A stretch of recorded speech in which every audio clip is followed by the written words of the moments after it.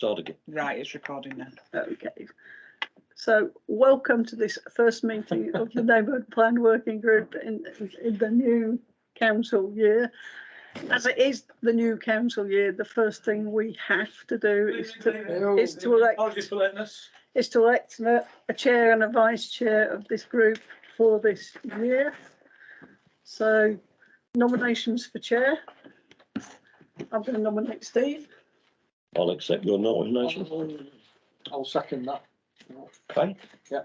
Any further nominations? Mark, Would you like it? be Would you like churlish it? to do that? Would like what? The chair. No, you continue on, Stephen. Okay. All in favour then of Steve as Yes. chair? I Thank you shall very much. release Good this evening, Mark. control of the meeting for Steve. Thank you very much for your honour, people. Yeah, so the next thing to do is to elect the vice chair. As per the terms of reference, the vice chair also has to be a town councillor, leaving a choice of two. Or we could carry it forward. It doesn't have to be voted tonight, I guess. Mark or Philippa, would you like to be vice chair? Well, you know, I've said I'll do it if no one else Mark, wants. would you like to? Well, Philip is more versed with the neighbourhood plan than I am, if I'm honest with you. So I think you ought to fight it out. We'll arm wrestle, best of three. So I will nominate you. I'll second you then. If Steve's nominating you, I will nominate you. All right. And Mark, I guess, is seconded. With the greatest of respect, Mark, I think Philippa. no, she'd be more versed with it than I am, if I'm honest. No, he was going to say she'd win the arm wrestling. Anyway, all in favour of Councillor Gibbons being vice? Aye. Yeah. Deputy. Okay, apologies for absence. I believe there was a book going We've round. got a couple. So Oh, can we right. pass the book round? It tells you who's who and what's what. And who's not?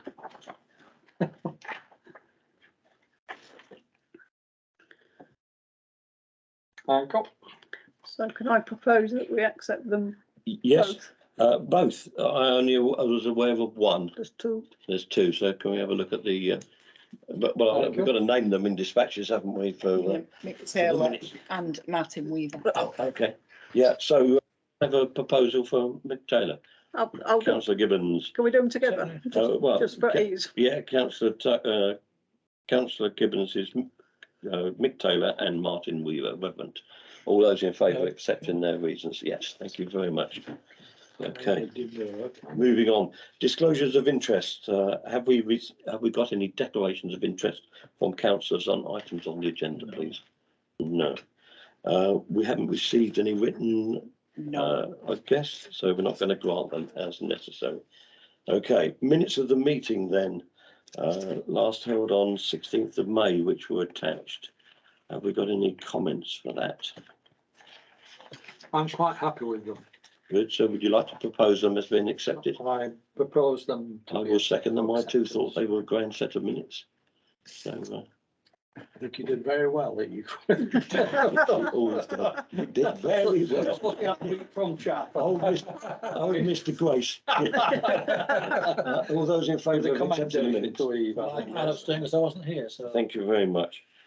Public participation. Ruth, are you a member of the public? No. Okay. So just a thought that we had the admin officer in the room at the same time. Terms of reference then 22-2306 to review the terms of reference for this working group attached. I had some qualms about this because the email came out from the clerk today saying that they were accepted by the town council last night. So I didn't see how that we were reviewing them had they been accepted by the town council last night. But the agenda does say we should review them, so review them we shall. I think this is primarily because we were due to meet last week. Right. So we were going to review them and then send them on to full Okay. council. So it's a timing issue. But because we postponed, because we weren't quorate, Well, that one of the makes some things we sense. did was push this through the town council. And one of the changes we've made is reduce the quorum. Yeah. I see. I have one small item that I'd like to propose. And that is where it says the second to last bullet on the membership, which says members of the Neighbourhood Plan Working Group must accept these terms of reference. It does sound a bit authoritarian, that particular line, and doesn't feature in any of the other working groups. That is the climate emergency, the change in places, or the youth involvement. So it's kind of, it's ipso facto there by its very nature. We are a working group. These are the terms of reference. Whether you accept them or not, you're bound by standing orders, and we're bound by our. Which means we must accept them. Yeah, so it's kind of. I think these were the first Terminology, I won't worry about it. Yeah, Well, I think these were the first working group terms of reference written by the council. So I think that's probably why they're a little They bit. are not far removed from the original terms of reference right at the start. That's what I'm saying. I think Yeah. these were the original So, ones. So yes, I- yes. I would just suggest, from a purpose of what I was trying to do, John, was to get get the terms of reference all on the table together, so you could actually to make them helicopters consistent. over them all. They needed Yeah. doing, didn't they? And I think that's one that slips through the net. So I would propose that we would recommend to full council that we delete that line as being unnecessarily draconian. No one seems to agree. No, I think personally, I think it's quite acceptable.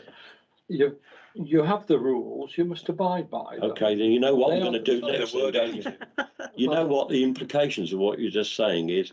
I'm going to come at the youth employment, there's changing places, climate emergency, and every other working group that's on the council. You just Make need sure that their pedantic, terms I of think reference. there's a balance to be struck. Yeah, I'm just I think saying we we ought to have don't- consistency, is what Yeah, I'm well, we saying. have got consistency. There's a play with words, so I wouldn't get into bed about it. Which Still- hard. Okay, well, that Still- motion lost as being If unsupported. you It is play the definitely devil's acceptable. advocate, the alternative is that if you don't accept the terms of reference. You don't get on the, yeah.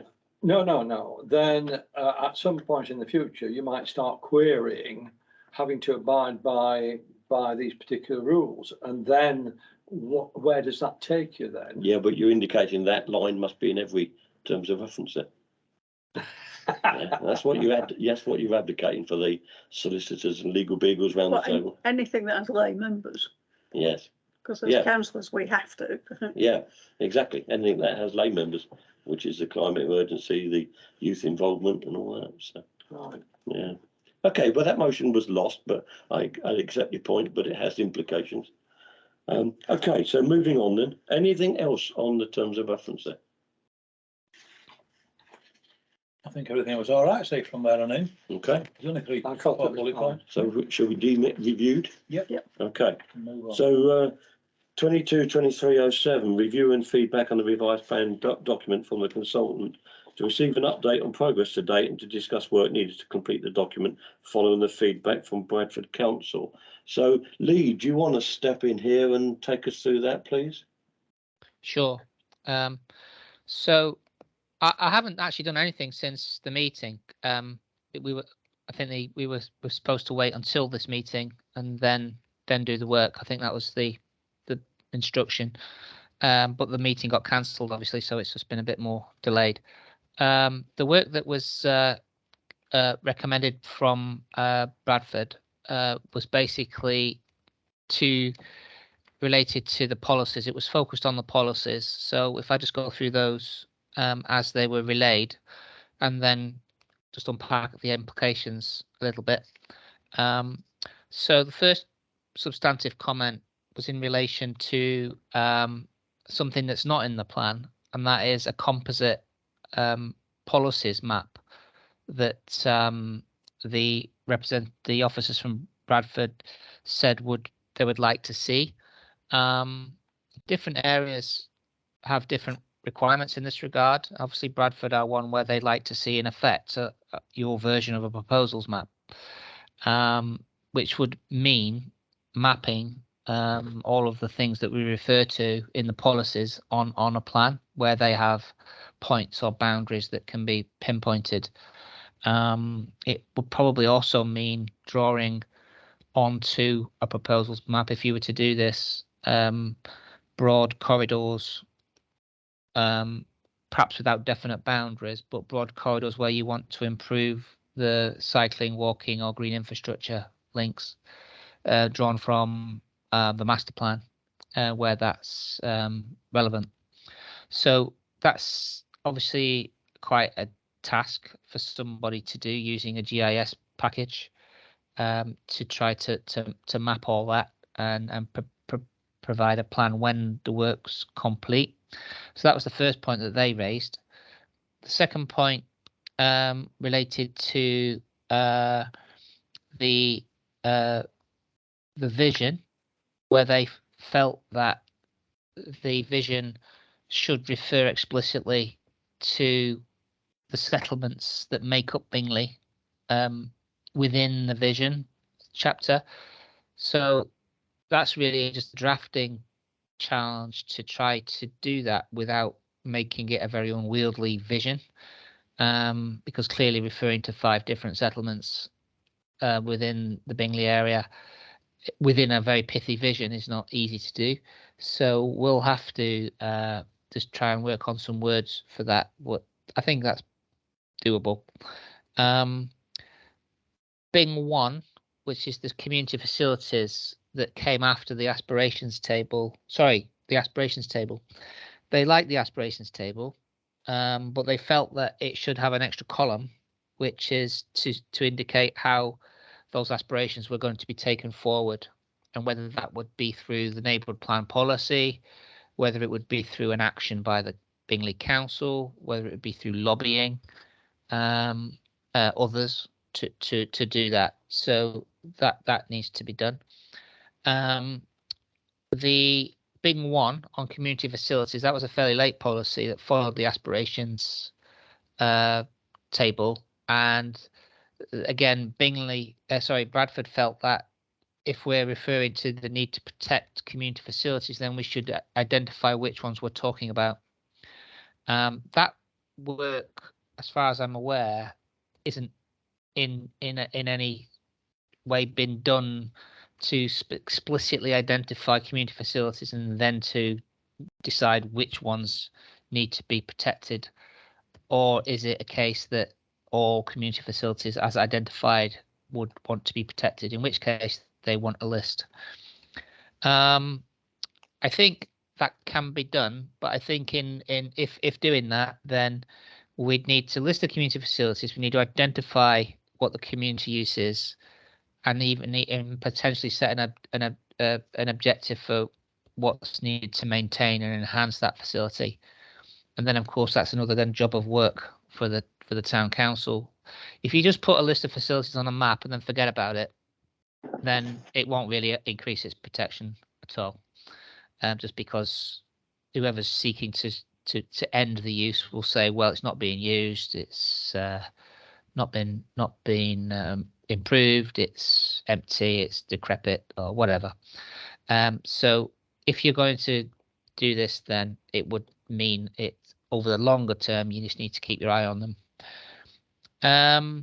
Bing 2, the design codes provided by ACOM are regarded by Bradford as a good piece of work. However, and I think we discussed this at earlier group meetings, they feel that at the moment our reference to them is fairly generic, i.e.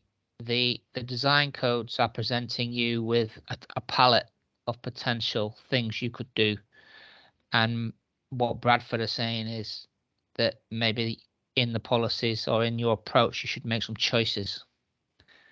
So if they're pointing out to potential ways to provide and potential design themes for, say, street furniture, then in the Bingley context you should actually have set out a little bit more detail about what you'd like to see. So that's a comment from them. If you were to do that, then obviously you'd need to be aware of what you're asking for and what the costs potentially are, and then how that might affect your own procurement of public infrastructure that you carry out, and whether these things are actually available. So it's not straightforward in that it does have implications down the line as to how you require things, how you procure things, how you provide things, as well as other people who might be implicated by the policy. There's like two blank faces. So just to try and elaborate a bit, you know, at the back of the design code, that if you just look at benches, there's like 3 or 4 different styles of different styles benches of we could designs, adopt. yeah. And actually, what Bradford are really saying is, which one do we want? You know, so Do we have to? Bradford's we have just to been putting do them that? in different to the others. I know. So Bradford's contradictory to what they're saying. But should we do that at this stage? Surely that is something that should be done at the time the council gets round to looking at seating benching requirements and so on, Well, and then make a decision. You know, what they're saying is the plan document that is clear that it either does or doesn't. You either do that or you don't do that. If it's a building, then we don't want that building. If it's a choice, we've already made the choice. So when the planners go to plan street furniture, they don't want to have to write to us and say, right, you've got a choice of 4 in your book, which one do you want? They want us to have chosen 10 years before, because it's a 13-year plan. Which time things can change. Which, but this is what But Lee's saying. the plan might change as well. That's the thing. Well, true. I mean, it should evolve over time anyway, should the plan. Yeah, but this is the point. He wants, Ian Cunningham wants the book to be on the shelf for the planners to know what we want at the time they look at it, not engage in some sort of dialogue. How does it come in making that sort of decision at this point in time? Saying what We choose benches. We choose litter bins. We choose lampposts. We might choose 2 or 3. We might say our preference for Bingley Town Centre is X. Our preference is. How does it reflect in all these neighbourhood plans that's just recently come to light for all the different areas? This is what intrigues me. Is Interesting. I so- don't know. I looked at the Harden one. I didn't see any choice of benches. This in is it. this is what gets me. We in it for a lot of other things, whereas the other areas, there's about 4 or 5 come out recently, isn't there, for around Bradford, which have all been approved and gone off for voting or done. Yeah. they yeah, don't we seem to drill be getting- down into that sort of detail, do they? Is this unusual from a district council or borough council, Lee? To ask? I think no. From the point of view of I mean, I did raise it earlier in that if you've got like a design code with like a palette of different styles in it, then if you're an applicant, how are you supposed to know what your council want? Which of the 4 do you want, or do you want something else? So the idea is that, and I think maybe ACOM should have explained this to you at the time when you did this work with them, that they're only providing you with a set of codes which then as a community you need to then work on to then develop your voice, your theme, your approach, your style that's appropriate for your area. Now, to some extent, ACOM have obviously done that. They've looked at the design styles in the area. It's most evident, obviously, on the shopfront designs. You can, because it's a specific type of development. But as you can see, with as I think was it John who just said, there are a wide range of providers of infrastructure, and how are you going to influence the likes of the Highway Authority or anyone else about what kind of infrastructure they provide. Nevertheless, that's the sort of thing that Ian was mentioning, that if you want a case officer to use this policy, then a little bit more specificity of what you're after would be helpful. Yeah, I've certainly raised it before. But is it essential, Lee? Is it essential that the choices are made at this early stage? Well, when you say early stage, once the plan's in place, then that's what's going to be used by officers. So just thinking it through, if you had a town centre development come forward and someone proposes something that may accord with something that's in one of the design codes, then if you didn't like it at the time, the officer really wouldn't be able to do much about it if it was in your design code document as a generic example of something that might work. By that point, you may have developed a different thought process. So maybe rather than specify the styles, you need to think about the quality of the materials, that sort of thing. Things that no matter what style you would like, you would always want. So, you know, if it's about the quality of the material, you know, the finish, are there any distinct local styles that should always be present? You know, when I live in the Cotswolds, everything's down to the colour of the window frame, the type of the stone, the type of the slate, the design of the boundaries, everything's set out in a very detailed design code that maintains the look of the Cotswolds. Now, not every area is like the Cotswolds, clearly, but every area has its own unique features, and ACOM obviously worked with you on some of that.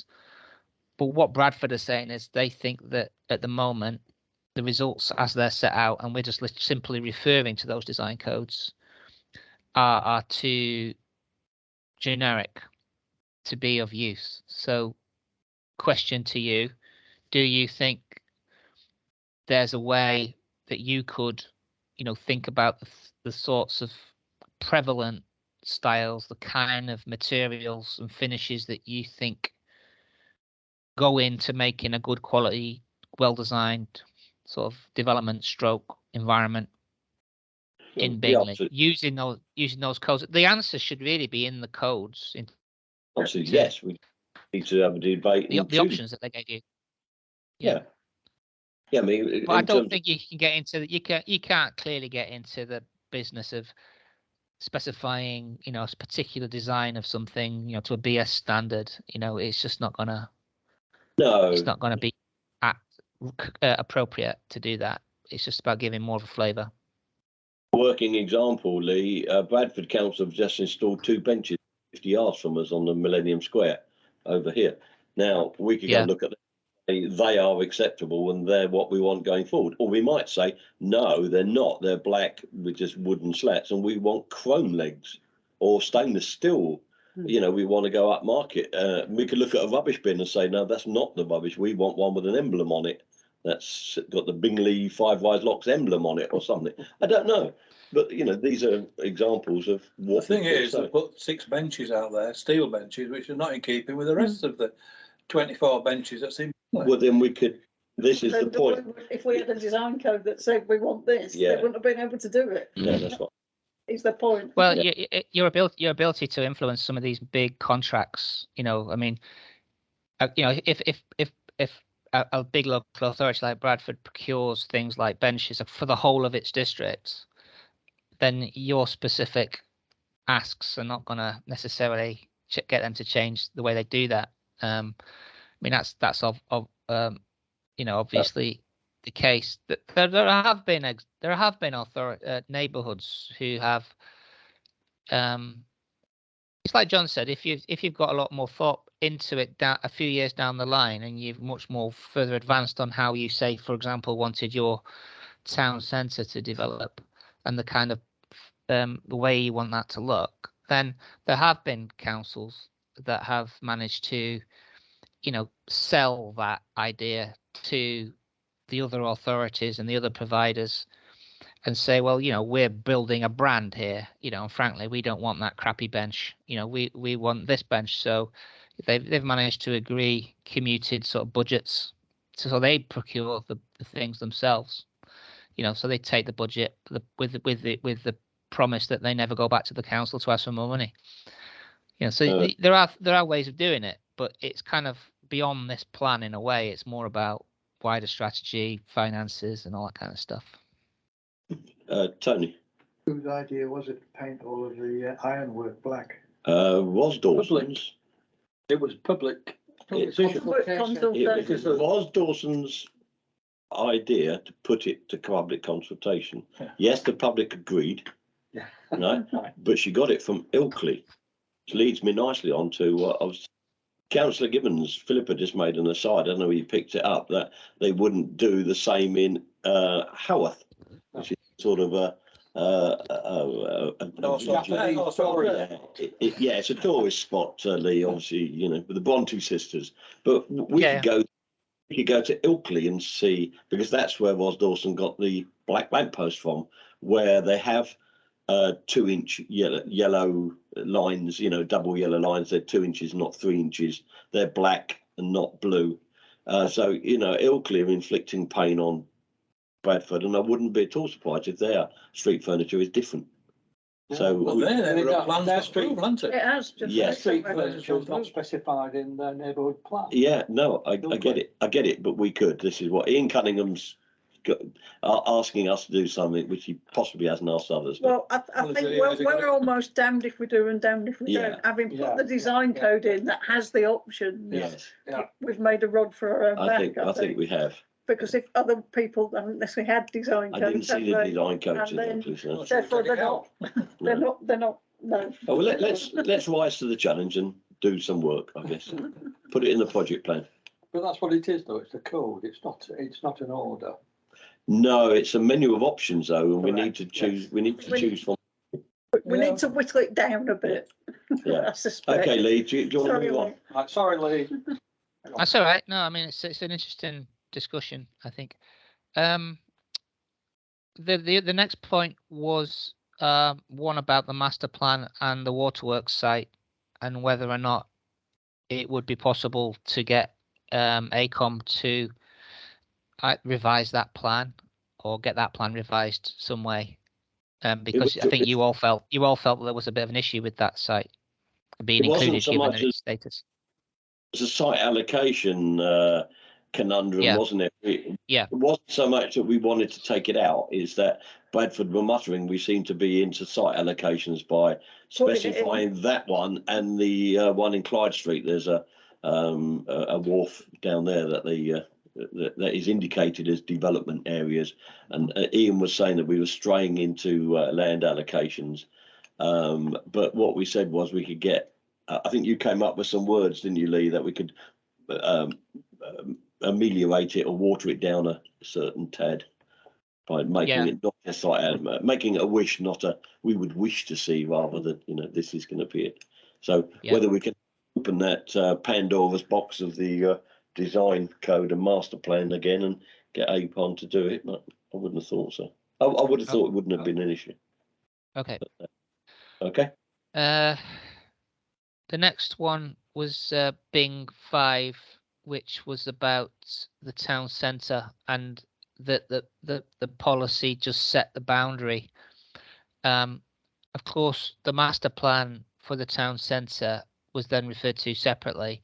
So, but what they wanted was for in the same policy that we say what the boundary is, that we then incorporate elements of what the strategy is for the town centre in that policy, or what the planning policies for the town centre are in Bing 5. So incorporate more into that to basically state what the town centre is and then say what our policies are for it inside, which I think is doable from everything that's all the material that's available. It's fine. And therefore, in effect, making one policy out of all the town centre policies was his preferred approach. So, we've got several policies at the moment on town centre, and he in effect wanted one large policy.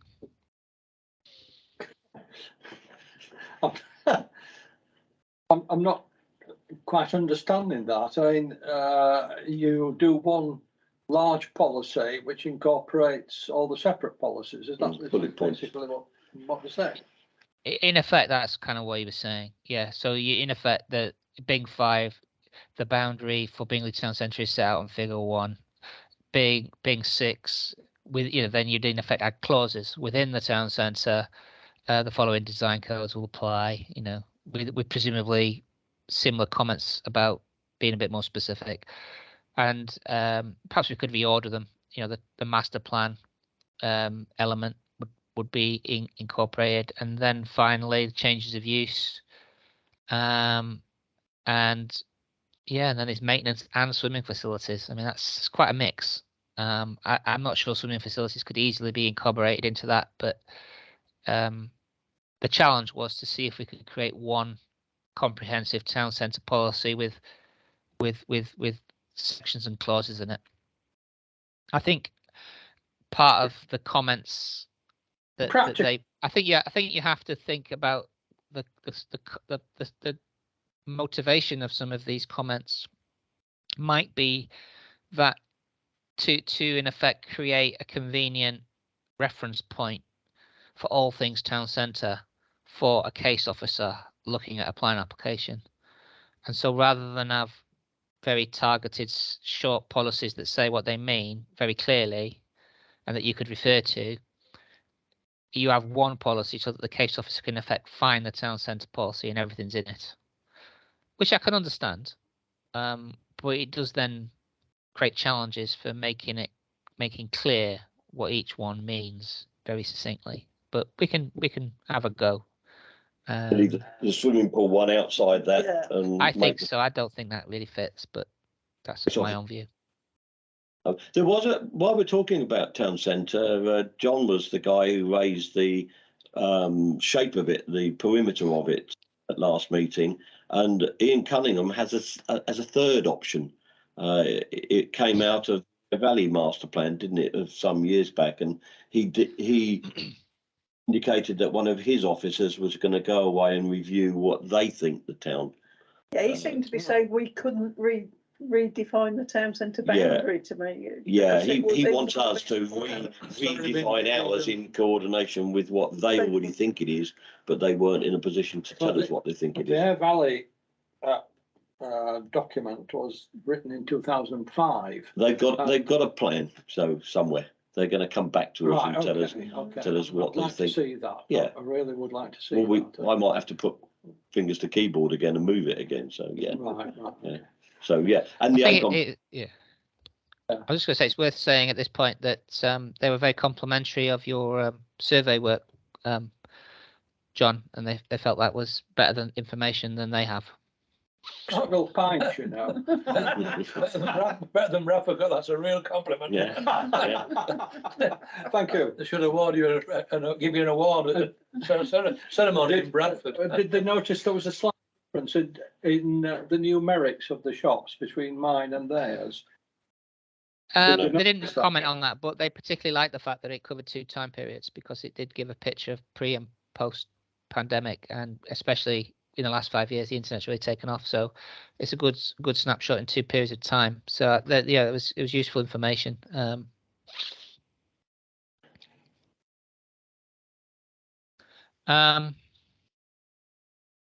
Bing 10 was the next set of comments that they had, which was the upkeep one. They at first wondered what that was about, and an initial comment on town centre upkeep was that it didn't feel like a planning matter. But then when I explained it to them, they could see the merit of it, and the guy who was covering that policy area was happy to have a look and provide some more detailed thoughts around the issue of how we could secure quality of place. So although town centre upkeep's nice and simple, they wanted to rephrase it as kind of like quality of place in the town centre. So and then reinforce that importance and link it to the monitoring, and not make it too prescriptive. So I think there was just more of a kind of them feeling their way through what that was supposed to mean, this policy, and a challenge therefore for us to make it a little bit clearer as to what it means in practice and why it's there. So I can help provide words on that. It's not a big issue. Bing 11 is the policy on what? It's the employment policy. We haven't really done work on this in the plan.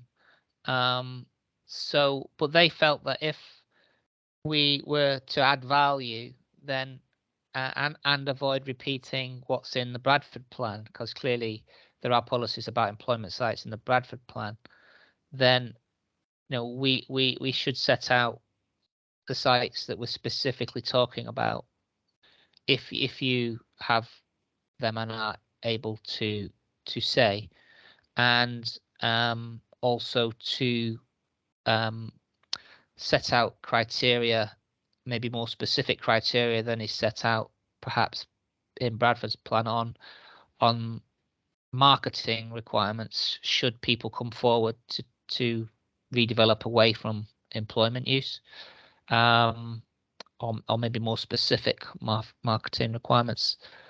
So I think, again, that's doable. There aren't that many employment sites to refer to. And I guess if we could just assemble a table with those in and then give their area, their address, and maybe a rough description of what currently they're in use for, then that'll be a start. So it's not too much work. Thing 12 they felt was okay, which is the supporting small and startup businesses policy.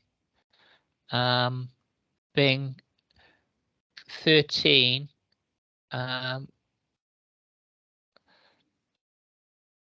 yeah, on the housing needs, they felt that there was need for more explanation, but there's like nearly 3 pages of explanation prior to the policies. So, and it really just references what's in the housing needs assessment. So I'm not really sure what further you'd want to put in, given that it's all based on the housing needs assessment. But I can take a look, and maybe with the new census information out yesterday, there's an updated information we can put in there. The policies themselves, they just wanted to make them less specific and less prescriptive, so allow some flexibility. So I think it's the insertion of like weasel words, where appropriate, that sort of thing, that they're after, and maybe rounding up and rounding down some of the percentages which are taken from the housing needs assessment, which is reasonable to ask. Are there any other? I know you've had discussions already about what your intentions were to try to secure with the housing needs assessment work. And originally, I think there was just the one policy that covered one aspect of the housing needs assessment. So the question is, having presented these 3 policies, are you still happy to have them in? And secondly, if we make them more less prescriptive by the insertion of where appropriate and what have you, and then tone down the specificity of the percentages, is that sufficient, or do you want more change here? I don't want any more change particularly, but I think this was one of the standard things that came through the meeting with them, wasn't it? That they wanted a few weasel words in most of the policies so that you could have exceptions to them. So one of our challenges is to make sure that exceptions are real exceptions, that we might let not meet the policies, rather than a get out for any developer who could walk over what we put in, irrespective of which policy it is. That was the flavour, and also ensuring there was one document that a case officer could pick up and look at, rather than have to go to multiple. There is a difference, isn't there? That's like building on greenbelt land. There's in the policies now, not at Bradford policies, exceptional circumstances. There's up to the developer to justify that to Bradford, and they have to be exceptional. Whereas the Weasley words and the what ifs and approximates are all about saying, when we say there should be 19% of 4-bedroom houses on an estate with 43 houses on it, that's where he's got a concern, where he wants to be a little bit more softer, flexible. But I think on the policy where you're saying this is a no-no, it's a given. You want that policy to be quite a strict policy. Oh, I think so. But I think on the housing needs analysis, I was comfortable with where he wants to go and soften it a bit so the planners don't have to abide by the 21.92% and things like that. Sure. Yep. Is that okay, Lee? Is that what you think? Yeah, I'll just have a go. I'll have a first stab at softening it, and then, I suppose a good place to start would be to look at the wording that Bradford use in their own housing needs policy, and if they're happy with their own wording, they can't be unhappy with yours, can they? If it's similar in terms of the way they phrase their housing need requirements in the district. That's, So, yeah, you might catch them out there. Okay, yeah, thank you. Do carry on and. Okay. The next comments were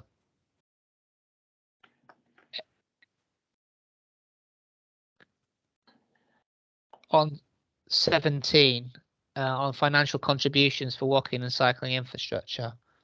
Well, they made the comment that Bradford also secure contributions for this sort of thing, and that doesn't mean that you can't do that. Through in terms of there's two things here. One is how you use SIL money that comes to you, and the second one is any unilateral undertakings that applicants are willing to make for contributions over and above what SIL requires. Occasionally that does happen. You know, if a developer is sees enough value in the development, they're sometimes willing to give a contribution for identified priorities to a parish or town. I mean, obviously it works differently in different parts of the country and depends on the market and what have you, but that does happen. And therefore, you know, signaling your openness to financial contributions for specific purposes is not a bad thing. And it sits outside SIL and not whatever Bradford might demand. It could be for things that are not strictly speaking required, but are nevertheless a community benefit. So I think you should keep the policy in. And I guess therefore the comment was really about having a little bit more, again, specificity about what you're talking about. And I guess if we do have the proposals map, if that is something you decide to provide, or through another plan where we just indicate broad corridors, we could, or a list, you know, if you've got a list of priority routes or connections that you would want to identify very broadly, then, you know, that would probably satisfy the comment that they made about being a little bit more targeted in what you're talking about. They promised to engage us with the active travel officer at the council. Whether that will happen or not, I don't know. I'll chase Ian to see if that's available, to see if they've got anything to say. So that was that one. Sorry. Travel. Active travel. officer. Active travel. Walking, cycling. Oh, I see. So, In travel. right. Yeah, he's not a particularly busy officer.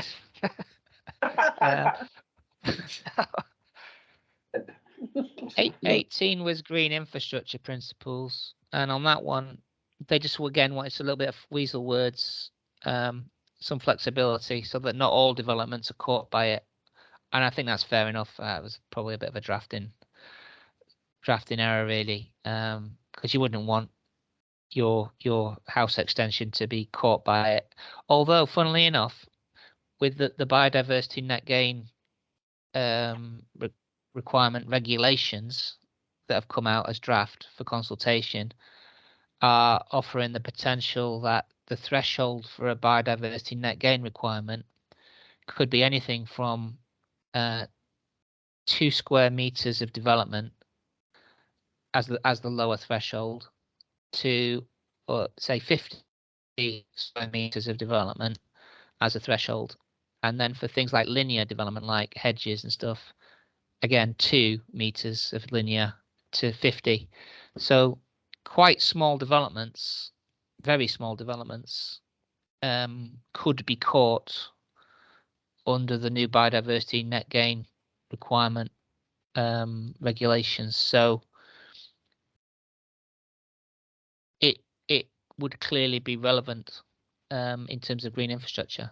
But I think you're probably talking about larger developments in the main, in the ability that they could make contributions to meet some of your priorities. So where developments have boundaries and landscaping incorporated into them that could, fulfill some principles, or landowners could make available land as part of the deal to meet some of these objectives. That's, I think, what we're talking about. So I can have a go at building in that flexibility and setting some sort of threshold that makes sense. So that was that one. Okay.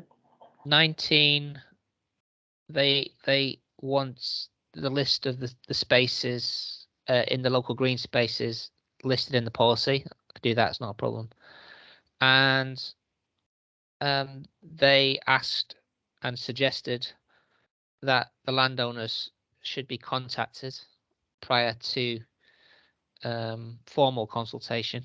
And I think we have discussed that before. I don't know if that's happened during the process of identifying the local green spaces that you identified, but it's standing there maybe as something as on the to-do list that should probably happen.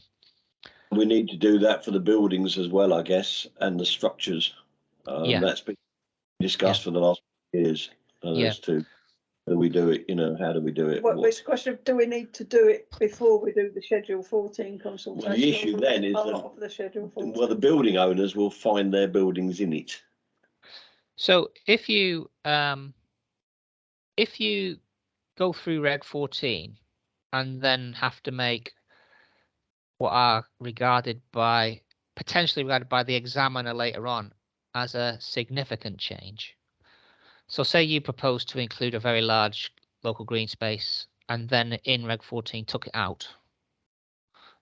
That might be regarded by an examiner as a significant change. And the rules on neighbourhood plans are that whenever you've made a significant change, you should go through Reg 14. So it would be obviously in your interest to bottom out potential problems ahead of the formal Reg 14 rather than have them come up during Reg 14, which is why it was very much worth talking to Bradford, because you don't want them raising fundamental issues during Reg 14, because then you have to go through Reg 14 again. It would be in your interest to have an informal dialogue or consultation with the affected landowners, building owners, on what the proposals are. Talk about buildings while we're on that subject.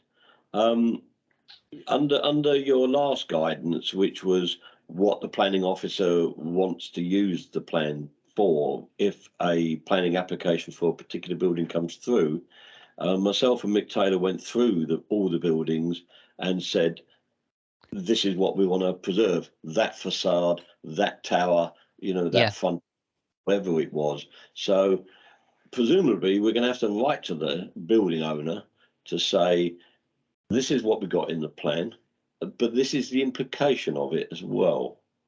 So yeah, I mean, well, in a way, for that bit of the plan, you've actually got those sheets, haven't you, which set out that. So if you had a blurb about what the general purpose of it all was and what the objective was, and then the specific, in effect, like listing of their asset property, and what then hopefully the implications of it should be clear from the sheet, and then obviously you could attach the draft policy with it as well. There have been councillors who have suggested that the building owner could therefore reject his or her property in the plan, but I don't see that as a potential, because this is our policy as a council, and if the town wants to preserve said tower, said facade, whatever, then it's the town's plan, isn't it? It's the neighbourhood plan, rather than the individual building owner. So can the individual building owner say, I don't want that particular building in your plan, or nothing to do with you? They can obviously say it. The question is what you then do about it if they raise it. Like local green space, as an example, is an easier one to deal with. There may be landowners who don't want it to be listed as local green space, because they will probably feel it fetters their options a little bit down the line. But you may have strong rationale and evidence that supports why that should be a local green space, in the sense that it's a used space that's enjoyed by the public, whether it's informal or not, or it's an important setting piece of land, and that's why you're doing it. And you could go ahead and designate that, even though they don't want to necessarily buy into it. I mean, it's not a good position to be in, but it's possible to do. I suppose the risk with consulting someone about your intention to prevent them from changing their building is that they then go and change it before you've done it. They could do that, provided obviously if it requires planning permission, they can't. But if it's permitted, they might be able to. So there is a greater risk with that in raising it with people before you've done it, and that's why listings are sometimes listed without people knowing beforehand. So it's a difficult one, but I think on balance, given that the policy applies to a broad area, the special character area is another area where a lot of building owners might be subject to restrictions. Then it's probable that you should engage with them informally to test out what is an important policy in your plan. Lee, what happens in the case of say the council goes out to a particular building owner and there's a special feature about their building that the council feels ought to be preserved, but it's not listed, it's not earmarked in any shape or form, but it's just that it's down as a nice feature that the council would like to retain. So you go and see the owner and you say, well, this is what the council would like to see, that it doesn't get changed. But there's no legal basis on that, is there? Because if the No, owner that's what I'm saying. Goes and sells the building, then do you have to go through that process all over again with the new owner? And to me, it's going to get a bit unwieldy. Well, isn't it like that just until the plan is made? And when the plan is made, it becomes a local heritage asset with that in place. Yeah, you don't have to I mean, you can't possibly keep tabs on every transaction that's taking place on properties. So I think, if you've contacted people that are implicated by the policy, giving them an opportunity to respond before going out formally, then I think you've done your job, really. Yeah. You don't think you keep need doing it. No, okay. Interesting point about green spaces. I don't know whether you know that Bradford have got several of our neighbouring parishes out for consultation at the moment, and one of them is Harden, our adjacent parish to the west rather. They've got all the analysis of all their considered green spaces in them, and out of the sort of 13 they considered, they've selected 5. But they have detailed the 8 that they've rejected and the reasons for rejecting. Now, we've got that in the archives, but we haven't got it in the plan, and a lot of their plan is getting up with this. Imagine the pro formas we'd have to add in for every little verge that we looked at and dispensed with. So, but they've taken a lot of their airspace up with stuff they've rejected. So. It's odd. Yeah, I'm not really sure how that helps anybody. So I wouldn't do that. Also got ordnance survey maps with areas shaded outside their parish, in our parish, and point them out as biodiversity sites and things like that. So I don't know whether, I think what they've probably just done is used Parish Online and turned a layer on. Well, and- it can be relevant. Yeah, things in other parish. I mean, clearly in your parish, if that buffer zone for the World Heritage Site extended another few meters, it'd be in your parish, Yeah. and that's relevant. As it is, it's not. But things like nature sites are relevant even if they're not in your parish, because say you were proposing development in your neighbourhood plan, then the neighbourhood plan, then that development can give rise to impacts, and nature sites, not just the big one on the South Pennine Moors, but others as well, have impact risk sort of zones, and also open land has functions for nature sites that are located elsewhere. So, for example, there could be particular habitats in your area, and they may be visited by bats or by birds from adjacent nature sites that are not in your area. So they can be relevant. So you could be an AOMB, and you could be the setting for the AOMB, even though it's not in your area, it is relevant. So yeah, it can be relevant. Tony had a point. Is it key, Lee, that we take Bradford with us on our green spaces and our preservation of building issues? Yeah, because we're a relatively sort of small organisation, the town council, compared to Bradford. They've obviously got a lot more expertise than we have as a town council.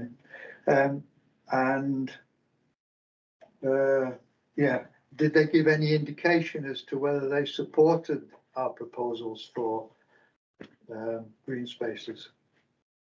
Or did they? They didn't comment so much on. No, they didn't really comment. But I wonder why they didn't comment, Lee, on the fact that ours is different to Harden's, because plainly it's the same team looking at it, and I didn't get a chance to look at Oxenhope, Ilkley's, and the other one. But if we have to go back to the archives and find out what grass verges we looked at and dispensed with, so there was a long list of them, wasn't there, Tony? It was, yeah. But you can envisage that if, for instance, I'm thinking of those fields on going up to Five Rise. Yes. Yeah. If the developer comes along, if the landowner comes along and says, "Hey, no way! This is a green space," and Bradford have ideas for those fields. Yes. Yeah, we're going to be on a hiding to nothing. Really. Well, not really. I think Lee was saying that they say is what we do about their rejection letter. Just thinking through the rationale for local green space designation, and then thinking through how you then identify and allocate sites. So it sounds like in the Harden plan, they've set out criteria for the local green spaces. They're published nationally, and you've used them to identify what a candidate green space is. And then you've identified the green spaces that meet the criteria and are valuable and you want to protect. So in a site allocation situation, then normally you're seeking to meet an identified numerical requirement for some sort of development. Then you are thinking, right, how on earth am I going to meet this? So you set out criteria. Then you assess sites and select the ones which perform best to meet that specific requirement. So there's an element of comparison and choice in that process to meet a specific capped requirement. And that's why you show all your workings out in that process so that people can see transparently how you assessed different sites and made the choices. But local green space isn't really about making the choices in that way. Any site that meets the criteria without limit can be identified as a local green space. End of.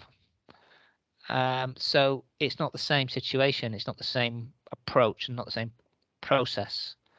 So I don't see that you necessarily have to show exhaustively that you've examined every scrap of land and then shown all the rejections to then arrive at the approvals. If you wanted to, if you as a community had wanted to select just one or two of those green spaces that you identified, then I don't think the government or Bradford would be asking you, well, what about all the other potential sites you could have considered?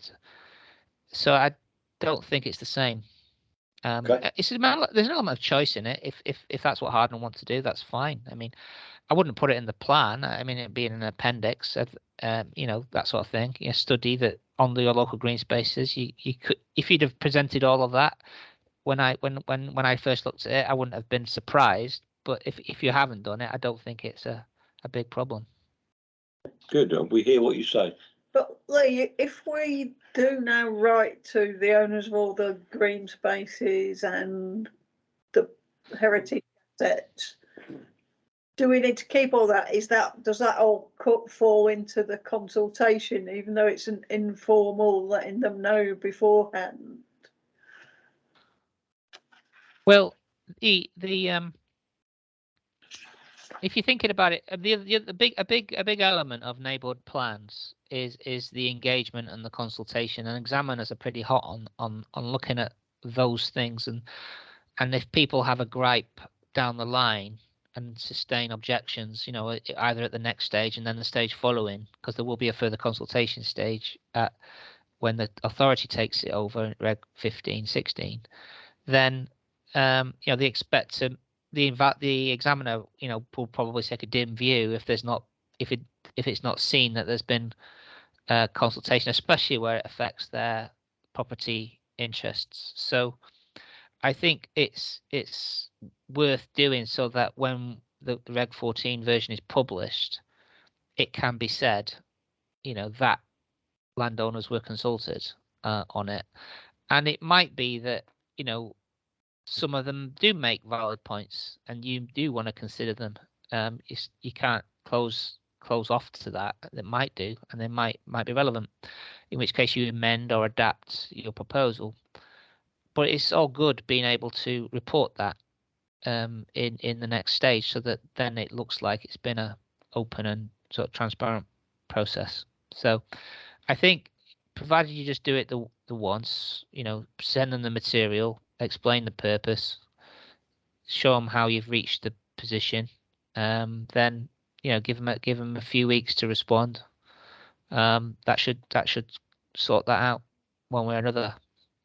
We'll be teaching the clerk how to mail merge using Word and Excel tables.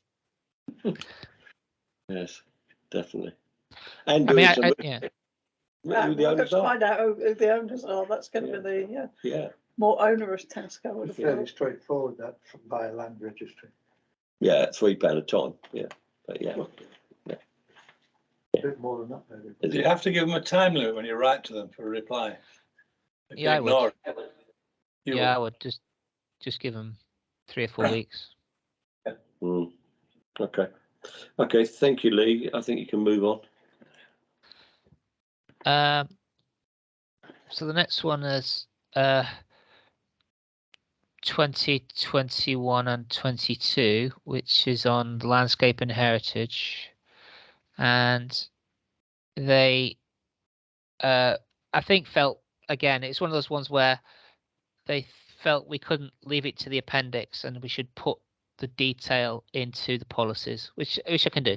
So each of those policies will need to both include the list of specific sites that are referred to and the details of the management policies for the special character area, and then the list of distinctive views and vistas, and the criteria for development for the policies. So I can bring that in from the appendices. That's not a problem. It just makes those policies grow much larger. Yeah. Yes, Tony. Sorry, Lee, there's a new board in the park, Myrtle Park Information Board, with some superb photos of the of Myrtle Park with the show, the Yeah. agricultural show and the Oh, yeah. pop show, or whatever Okay. it's called. Party in the Bring the Park. music live. That's the one. Yeah. Okay. There, you know, compared to what I think we've got in at the minute, which is just a field, Yeah. it really brings out what Bingley's all Okay. about, really. Good. You know, it's heritage. in I'll have a terms look of on the Friends of agriculture. Bingley, Friends of Myrtle Park website. They've probably Facebook page. They've probably got that on there. It's the one next to the bowling green. Yeah. Okay. They're very good. Okay. I think that was it really. There was rather than make these. I've got one thing you haven't mentioned, Go on. and that was they want us to add to all our policies, their codes at the Oh bottom. yeah. So basically, yes, in each section, I'll just refer to. There are different ways of doing it. It doesn't have to be like a description of the policies. It literally just is going to be, you know, Yeah. relevant policy references to the MPPF and to Bradford's policies, and then that'll be it. So I can do that at the bottom of each relevant section. Hard nailed it. It just said in support of DPPDB, blah blah. But it just means that Lee's going to have to do some more work on every policy statement to go through Bradford to see our policy statement is in support of. Yeah, I've done that already early on, so I'll just be able to reference that material and go back through it. It won't take long. Good lad. It's what we like to hear. Okay, so But but I think the most disappointing thing about the meeting was at the end of it. So this was a meeting with 4 officers from Bradford Council, Lee, Steve and myself. At the end of it, what Ian Cunningham said is, I will now distribute the documents for comments around my colleagues. yeah. And then I'm going on holiday for 3.5 weeks, wasn't it? Wait. Yeah. We're ignoring that. Exactly. We are ignoring that. We're soldiering on. But there is a. Well, we did say we would have a follow-up meeting with them on Monday, the 18th of So July. we're going to talk about Reg 14 consultation in a minute, and that may slow us down a bit, I suspect. It may slow Reg 14 down. But even if we're now We'll slow us down. if we're now saying we are going to write to all the landowners prior to Reg 14, we'll slow ourselves down anyway, won't we? Do we need to vote on that, Eve? I think that's a strong recommendation from It's a recommendation from Lee council, that we write to the landowners and the property owners. So someone's got to do the research to find out who it is, and B, someone's going to write the letter, which I'm assuming that you'll take that one on. But I can certainly help with the mail merging of it to say, you know, this pro, because on the building side, all 31 of them are all different. Yeah. So you'd have to know what the plan says to say that building, that clause. Particular feature. Yeah. But we probably also need to print out all of that, and then we're going to have to physically. We can mail merge it. That's what I'm saying. No, you won't be able to mail merge the pro formas, because then what Lee's saying is we have a letter, we have the pro forma. Yeah. Oh. And that's what we send them. Oh, okay. So they know exactly what's in the plan. Happy days. Yes. Oh, okay. So I think it's just a Big print, envelope. Yeah, printing Yeah, that yeah. appendix. yeah. Out So and no mail merge. You need to. Yeah. mail merge for the letters. Yeah. And then stick them on top. Okay. I think. Okay. And I suspect we probably we'll draft and then pass it by Lee first. We'll draft and pass it through Lee first, but I think what he's saying is town council, if we're going to do some work and it right out to the proletariat, we need to get the council's buy into that. Do we? Is it necessary to do that, given that we're actually developing a plan? It's only another action within the development process. Let's have a look at terms of reference. Which we've got to abide by. Sorry, Lee, I couldn't resist. Take recommendations to the town council for action or expenditure in relation to the neighbourhood plan. So I suppose that is an action, isn't it? It means we can't do anything for another month. Well, we'll call an EGM, can't we? We could. chair of a working group, can call an EGM. Are you still leader of the new council? No, I'm not, but Philippa is. Oh, right. And I'm chair of a working group which can call an EGM, and then there's 3 councillors here which can call an EGM. There's many ways to skin that Yeah, particular as a cat. working group of the council, the MPWG cannot make any decisions, only recommendations to the full council, so it's Okay. frustrating. As it may be, yeah, hoisted by your own petard. Well, no, that's why we were having the meeting last week. Yes, you get that. Yeah. Okay, so that might be an EGM issue, but it's a simple one where Yeah. you know the quorum of the full council is only 5, so you know 3 of us are here. We can make that, can't we? We can make that happen by hook or by crook. Okay, so there was some actions on the minutes of the last meeting where John had some action, I had some action to do with the they were on the draft minutes at the bottom. I saw them, John. There was a whole long list of them. I thought they were subsumed into the changes we've made into Have the they? That last was- draft of the plan that That was my question. You know, are they outstanding still, or is I that? think they're all dead. And you My name doesn't appear. no, it looks like the previous chair has gone through that and assured herself that I'm that's pretty the sure case. they're So, all dead. no, I'll take your word for it. I just don't want to miss anything at this I point. did look specifically. Okay, so have you got anything else on the revised plan document? Shall we move on to reg 14? Have we finished talking about how we're going to do the green spaces in terms of identifying the owners and everything else? Well, we'll have to find the owners. That's a task for us, Yeah, Tony. And you're quite right, land registry. I'll be happy to support Eve and her. Well, in that respect. Parish Online shows you the land registry 7-digit numbers. All right, okay. So yeah, I just need to fire up Parish Online, Okay. get it within seconds, and then fire up land registry, the website, and pay the money. But if you need But anybody to do we won't be able to anything- do that until the Yeah. full council, Right. which is why I'm suggesting an SGM. Why not? Why can't we do it and prepare for it, can't we? Prepare all you like, but we can't spend We've money. got to spend the money. Oh, the charges for it? Yeah, it's £3 a ton, or it might be 12 quid a ton. It'll tell What, you. per site? Yeah. Yeah, Oh, yeah. not much. Yeah, it's only 100 quid or so. Council's got plenty of money, keep being told. Oh. Yeah, if you want Yeah. anybody doing. District councillors tell me that all the time. Just give me a shout. Right, Thank okay. Thank you, Tony, but I think we've got the Yeah, well, capability there. I'll do that as well, Tom. So I think, well, I It's think we got it, legwork, I yeah. think we got it boxed off.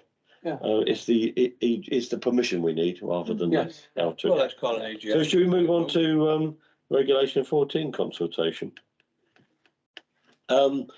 You've just heard that we got 2 things to do before we get to reg 14, which gives Ian Cunningham a chance to get back from holiday, I guess, and get some more comments in. But we can't see what's going to happen before that. But Lee has put forward the PDF which was shown, which was the briefing note, which was designed to go to us, but also the full town council. So I guess I don't know whether you want to step us through that or assume we've read it. I've just got one global change, Lee, and it's nitpicking, I know, but it's a Metropolitan District Council of Bradford, not a borough council. So Yeah, they would get sorry. just a search and replace on all of that, please. I'd say it's BMDC as opposed to BC, but other than that, I thought it was a grand document. Yeah, easy to follow, thank yeah, you. yeah. That's straightforward. It does actually say on point 29 that all other forms of consultation are also important, which I think Lee was getting at when you're saying a consultation to the building owners or the landowners is part of the consultation. So I think that I didn't unless anyone else wants to come in there. I thought it was a grand document worthy of accepting and moving on. I think there's a couple of things in there that are decisions we need to take. Yes, aren't there? yes. So there's the thing around hard copies and how many we might make available, and whether we will print, and dates. and whether we will print out extra ones if people ask. Yeah. I think that's probably It's a big document, isn't it? Yeah, I think that's going to lead us into an awful lot of expense. Yeah. If we have a number of hard copies, because it says at least 3, so if we have hard copy, we could have a couple of hard copies here, a couple of hard copies in the library, and a couple of hard copies that we might lend to groups. Because I know last time, I think it was the History Society who turned up and said, your document's too big for us to look at and comment on. We need to take it away and digest it. When we go to Reg 15, which I presume is the Bradford consultation, they're going to use their standard word-based, I forgot what they call it, OCU something or other. Basically, they're asking for PDF of ours, whatever format we want, but they want a Word document. So that explains why the consultations look different or the papers look different. So the Ilkley one looks different on the Ilkley parish one, just on the because they declutter it and it's just a straight Word document. Right. So I'm wondering whether if someone went to them under Reg 15 and said, "Can we have a hard copy?" what would their reaction be to a parishioner? Don't know. Got any ideas, any thoughts on that, Lee? Well, try it. They've got one out at the moment. Well, Philippa's just got an action point just to be mischievous. I thought they did provide hard copies. I don't know. I'm just wondering what their action would I'm be. sure they did in Steeton when they were going for. Reg 15. Yeah, Regulation 15. I don't know. Interesting. A Okay. couple of thoughts I had on the Reg 14 consultation situation with the number of copies. First of all, I did think that actually 5 was a bit too few because there'll be.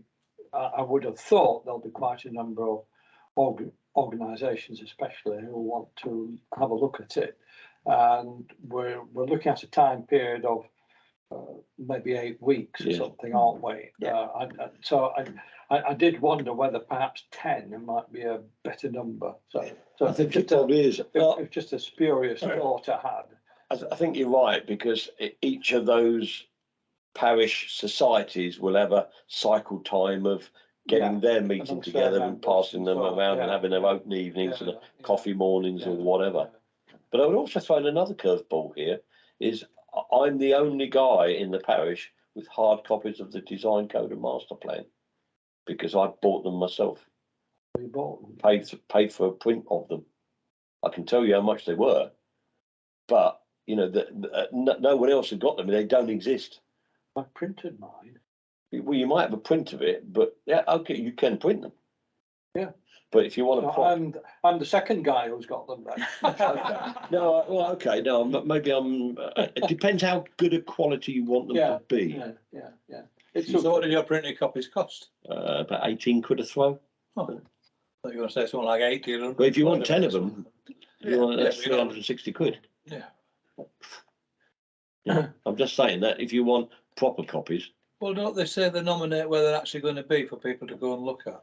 Well, this is what John's saying. If you have loan copies for coffee mornings, then they might take them away. Philippa mentioned. Well, does any of the others have done that? I don't know. From what I can gather, they no idea. Just put them in the local library and in the council office. Maybe we can ask Eve to make a call to the Harden, Ilkley, Oxenhope clerks. Just to, well, that's more compatible to us, wouldn't it? Yeah, just ask them how they dealt with Regulation 14 copies, and then we at least have an idea. Have a sniff, yeah. It's a phone. Do you mind that, Eve? No, is it Ilkley? Yeah. Ilkley, yeah, just a phone call to them. And it's law, isn't it? Yeah. Oh, Quite happily phone her. yeah, of course it's law. And just a second comment that raised itself in my mind, being mindful that ultimately the document is for the benefit of any developers of all shapes and sizes who come into town, and it's their job to look at it and abide by it. But nonetheless, there's members of the public who want to have a look at it, and I think they'll be a bit overwhelmed by the size of the document. And I just wondered, very simply, if there should be a warning shot across saying something to the effect that this is an in-depth document. but it's necessary in order to fulfil all the requirements that the council needs in terms of determining the future of the town and the outlying parishes. Really, whether that's a chairman's sort of comment, you know. I think it's already in there. Really. It was made certainly in response to the original consultation. The 6. But moreover, John, if you look at the Hard and Ilkley, Oxenhope and whatever the other ones that are out there at the moment, not through the Bradford site but through the parish sites, what you get is a pretty picture. The Ilkley one have got tree pipits and curlews in it and pictures, and this is the point I was making on the on the Bradford strip all that out. It was not so much they strip it all out. It makes it so much easier to read, and that when it's a made copy, that's the one that's on your website. So, do we want to pay money now to get a graphic designer to look at it and bring the camera club to go and take more photographs, or ask them, could we have a picture of a curlew, for instance, or five eyes, a nice picture of five eyes ox, which we gave. They're in the master plan, for instance. But we need the services of graphic designers to make this plan beautiful and therefore more digestible. Well, because if it stays in the Word document, we need to get it in shape first, don't we? And then go for that. Yeah, but even when you've got it in shape, it's the actual size of the document itself. It's comprehensive. I get what you're saying, John. To know. But it's not massive, is it? It will be more massive when we've made Bradford's changes. True. If we have to put a list of everything in there, it's going to extend it. And obviously, we had tried to make it more digestible by putting more stuff in the appendices. Harden's a tiny parish compared to ours, and theirs is 80 pages. So I don't know how much Ilkley's is. I didn't have a look. It was just in reality, really friendly. A friendly sort of commentary. My view is, sorry, there's an awful lot here, but it's relevant. My view is, before you go out and ask someone what you think about our document, is to make it as pretty and presentable as you can. And therefore, I think we should go and get quotes for designers. And we should go and, we give them an indication that we don't want to picture a page. Some of the policy maps that Lee was talking about early doors in the Ilkley plan are graphic. They're sketches. They're saying these are the areas of the town, and this is where that park bench is and things like that. So Ilkley is more affluent than us. So it's a question of you want it passed, don't you? You want some good comments. It's not going to solve the problem, is it?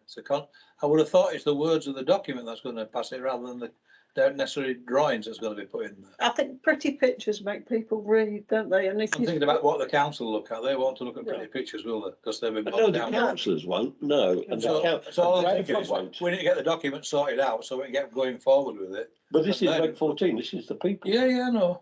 But we need to get. We've got some work to do to get to there, haven't we? Yeah. And then if we can get that moving forward, we can agree afterwards. Well, what I'm kind of thinking in the project plan, Mark, is that we do it in parallel. We do it in parallel. We've got to do the green spaces. We've got to do the buildings. We've got to wait for Ian Cunningham and his Get Back from Holidays Merry Men to comment. So we need to go out and get some quotes from, I don't know, Aldred Designs and a couple of others as to.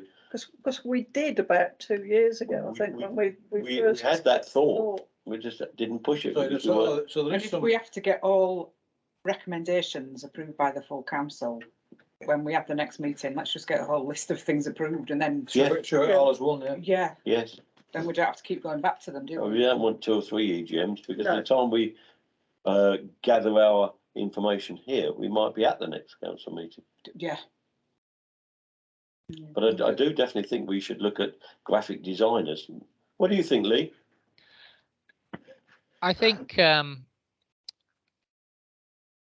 if you produce a very full, well-designed document for Reg 14, then there's a good chance you'll have to repeat the exercise once the plan is at the final stage, and maybe redesign it at that point. So sometimes councils don't put that much graphic effort into the Reg 14 version because it's subject to change. But I can understand what you're saying. Where a plan is very long or has many different topics, your plan isn't necessarily long because it's wordy. It's long because you've actually tackled a lot of different policy areas and just creates length. So I wonder whether there's a way of putting some of the effort at this stage into presenting the plan on a web-based version, where you could in effect view the chapters in isolation, so that if you didn't want to delve into page 1 and then realize that the thing you were interested in is on page 87, you can literally, through a web version, just select housing or landscape and go in. I think that's what a lot of district and council consultations do these days. They don't present the whole plan as one big PDF. They give you it in chapters, and then you select on that and then review the text and the policy and then give your comment.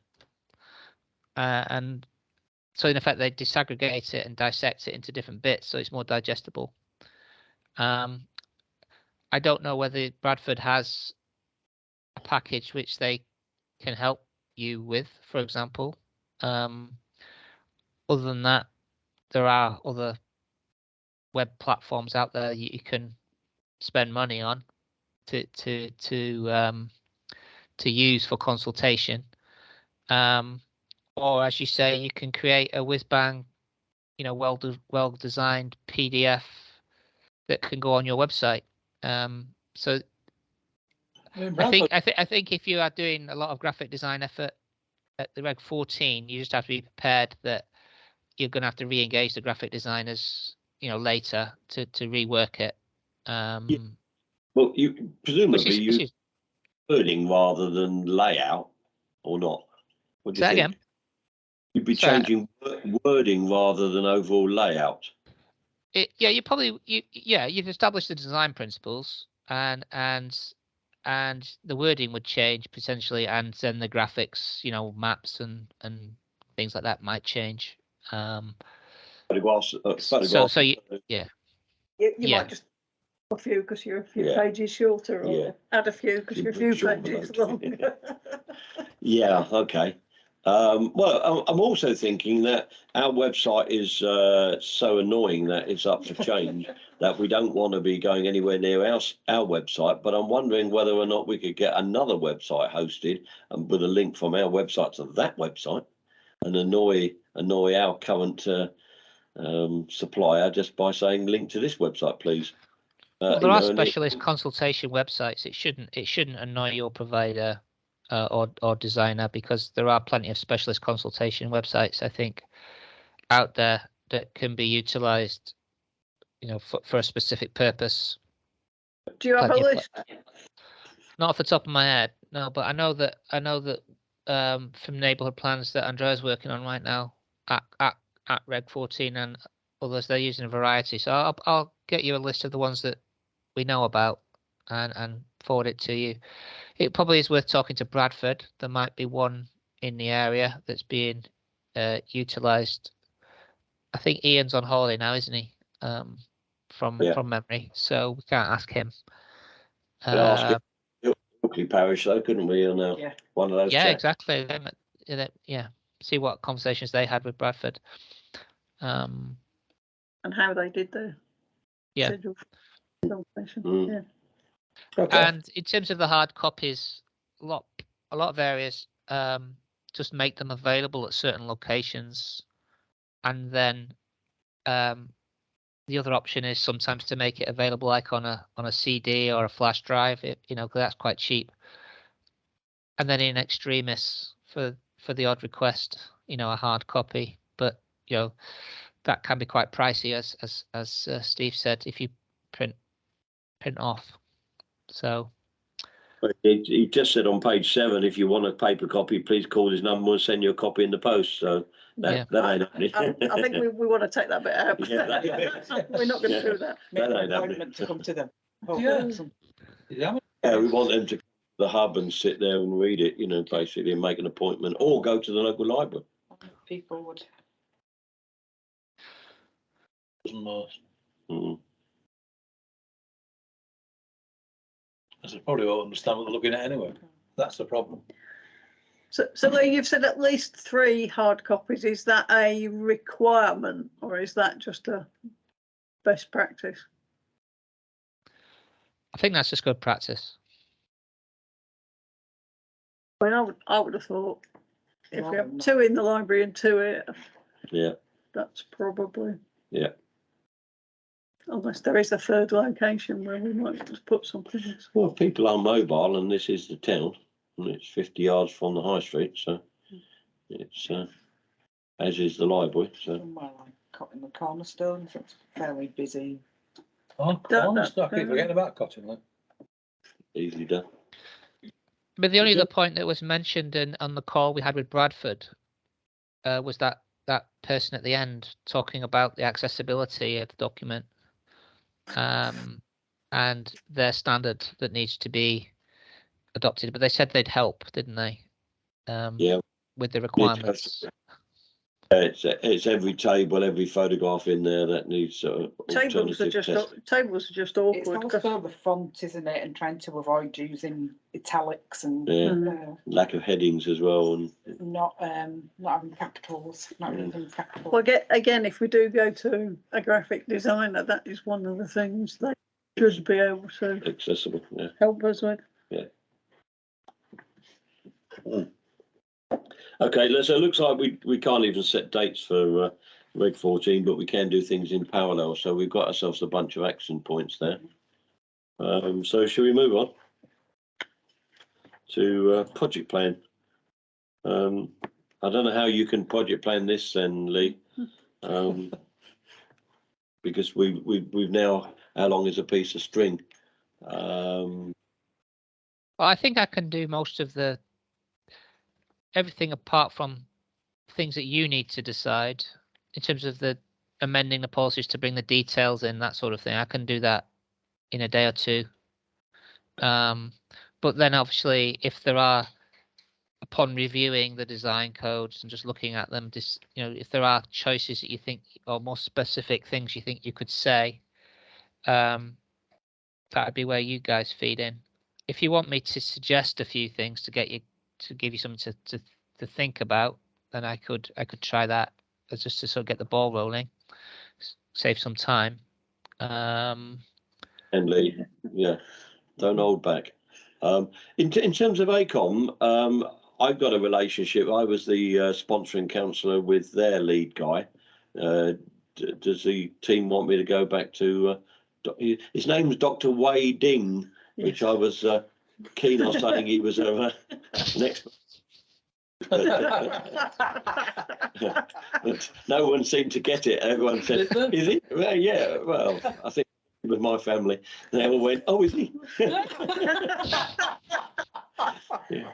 I think, didn't we say we probably wanted to go back to them to see if we could get some control over the Well, I'm wondering whether I can just ask him whether we can open Pandora's box and amend it, and then, because Lee is the guy who wants to put Weasley words in there about. I don't think he wants to put Weasley words into their documents, but there were things about the 2 site allocations. All right. Yeah. Yeah. You do want to. I mean, Bradford want you to change, don't they? The site, put words around the way that they express. The waterways, yeah. Yeah, the waterworks and the other site. They do. I can't honestly recall exactly how they want me to change it, to be honest with you. But I'll take a look at it. And I mean, basically, you've got sites in there which are not allocated. Is that correct? Well, they're not allocated, no, but they're not up for sale. But we want to keep it in there as a saying that we would want it as a gateway site into Eldwick and Gilstead. I think when they originally did the document, they were possible sites within Bradford's prospective allocation and have subsequently dropped out. Yeah. So it's another timing issue. Well, it's It timing is, issue as well as the fact that Ian thinks that we're getting very close to Site allocation. site allocations, and he wanted to soften that. Yeah, I think it was a case of it was one of their site allocations when we picked it up, so it wouldn't have been an issue. But I'll take a look at the plan, and it might be Well, perhaps you let me for know. for example, for example, if the site has a solid boundary around it, then it looks like an allocation. If it's a sort of a hatched area, then it's kind of an aspiration. So there's ways of presenting it in a way that reduces its importance. You know where I am, and you know that I know how to contact Dr. Dean, so we can and give him a shout. I'm sure that if you do need to go back to ACOM for revisions, then it might be something locality will actually pay ACOM to do if it's a matter of money. I've come across that elsewhere where more work is needed, and they'll support it through their framework. So have the conversation when you need to have it, and then if it turns out that this is going to cost money, then it's definitely worth asking locality to see if they'll fund that work. Okay. So project plan you're going to have a go at. So we've talked about ACOM. Policies maps. Yeah, that would be a parish online. Yeah. Can we talk separately about policies maps? I'll review what Bradford said and maybe have a look at the other two, Oxenhope and Ilkley and Harden, and see. And if I get stuck, can I give you a call, Lee? Yeah. I've actually hesitate to say I've got the same package you've got in terms of online get mapping. Because get mapping is the one that Parish Online's based on as well. I've got that one, so I haven't got that at all. No, I'll just use Parish Online and just create a layer in. Just create a layer. So so if it's a matter of resource, I can help if you need me. If you need me to. It's not resource. It's a question of do I know what I'm doing? That means knowledgeable. Do any of us? when it comes to that one, when it comes to GIS, it's I mean, I just wanted everything on the one as much as possible on it. I did explain to him that our parish is quite a big shape, and therefore difficult to get it on an A4 document. You end up with dots. I think if you had 3 or 4 of them, but he just wanted all the policies on, so you could see what applied where in that area. What, Bing 1, 2? Yeah. Oh, okay. Yeah. Okay. Interesting. I guess again, thinking about the case officer, looking at an application, if they look at a map with all the policies on it, then they'll think, oh, that's relevant, and then they'll go to the policies. Otherwise, they have to go through every policy, and it's an aid. I think he's definitely looking at it from the point of view. At least he's thinking about case officers using the policies, which is something. Frankly. That's just thinking aloud. Then you got the town centre one where we've just said all one policy. So we'll have to shape the town centre shape and put a red dot in the middle of it and say policy Bing whatever it was. Is that what we're talking about? Well, it's likely to be a case of some sort of boundary with a key. So you have a key explaining it, or you could have a label. Yeah. So if there's lots of things in close proximity, individual labels for each dot could be quite messy. So it might be that you have a key so that all of your historic assets are like some sort of dot, and then the dot is in the key and it says it's referred to policy such and such. Otherwise, it's interactive, isn't it? Because when you actually go online to a local plan, proposals map, you actually click on a point and it tells you all the relevant policies applying, and that's a different thing altogether. So this is going to be a printed thing. On the green spaces, we've already got a polygon map of all the green spaces, and the buildings are all red dotted, and we've got polygons as well. So you're really just putting all those layers on the same map. Are we? Right. It's gonna be fun. What happened to Cottingley? We think, We ditched it. We couldn't get anyone in Cottingley to come forward as a special character area. right. What do you mean? Because we ditched it altogether. No. Divested them. Yeah, is that what you meant though? Yeah, no, I was wondering where Cottingley fits in the scene, because obviously. Oh, it's got buildings in it in terms of, No. but not as a special character area. No. Nothing in there. No. Not in the old town hall or anything like that. No, that's there. Is it? It's listed building. Yeah, but not that special character area. Yeah. Okay, so end of chat on project plan. Okay. Thank you. Has your project plan got actions on it, Lee? I'll As me, am I? First thing in the morning, I'll go through everything we've discussed tonight, and I'll put on it actions by who and when, and obviously there's a bit of a divide according to when we get the feedback from Bradford, and then I'll send that around to you. Yeah, I mean, Eva's written the actions down, and she'd have got yours as well as hers as well as mine, and all that in the usual Clarkey thing. But you know, in a project plan, it'd be useful to see how they all coordinate and come together as a visual. Sure. Okay, I'll put that together. Yeah. Thank you. So, anything else on project plan, or should we move on and talk about date of the next meeting? Yeah. Okay. Yep. 23/10 then. I think it needs to be a week before the full council meeting. If we haven't had a full council meeting as an SGM in the meantime, to get things done. 26th, is it? 26th of July. Anyone think differently? So theoretically we're meeting Ian Cunningham on the 18th of July, Right. but we're not going to.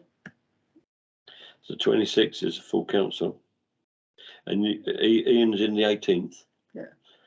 So should we be meeting on Tuesday the 19th? Probably.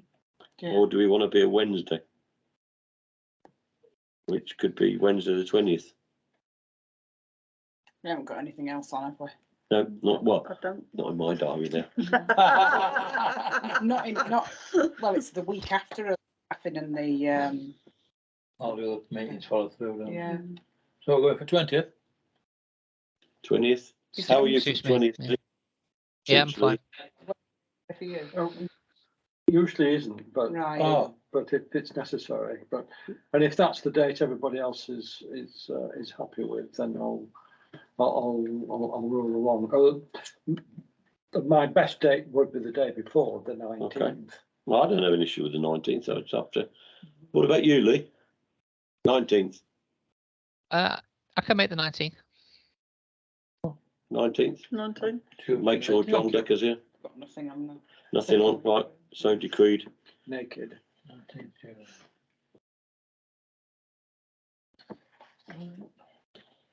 Okay. Done. Excellent. Thank you. Thank you very much. I declare this meeting closed then. Thank you for your time, Lou. Thank you. Yeah. You're welcome. Yeah. Speak to you shortly about the proposal. Yeah. Okay. Thank you. Lovely. Thank you.